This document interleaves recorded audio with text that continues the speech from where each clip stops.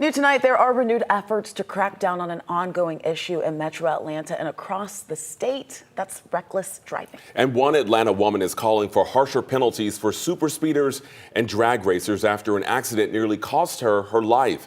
11 Alive's Joe Ripley has more on the inspiration behind this proposed legislation. Erica Pines is making progress, but she needs a little help, relying on a caretaker, wheelchair, and a walker. She says doctors gave her a 50-50 chance to walk normally again. But Pines' life took a swerve, took a different path here on I-75 back on July 28th. And all of a sudden, I see what appears to be a bullet train just coming across lanes. I'm traveling this way, the car is just coming this way. Pine says someone driving over 100 miles an hour hit her.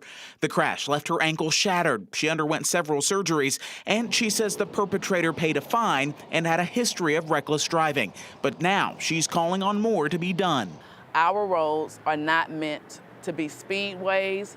You cannot continue to endanger the lives of others simply because you want a thrill. She's inspired Atlanta City Councilwoman Keisha Waits to support legislation called Erica's Law to crack down on super speeders, reckless drivers, and drag racers. That proposed legislation calls for a 5-year license suspension for a first offense, 10-year suspension for a second offense, and a lifetime license suspension for a third offense. State lawmakers on both sides of the aisle could consider legislation starting in January, but say such drastic penalties likely won't be adopted, and there would likely be a compromise. 2 years ago, Governor Brian Kemp signed a law implementing stiffer penalties for promoting and engaging in street racing and super speeding. Erica Pine says it's not enough. She hopes as she makes progress, so do lawmakers in addressing an ongoing issue. Joe Ripley, 11 Alive News.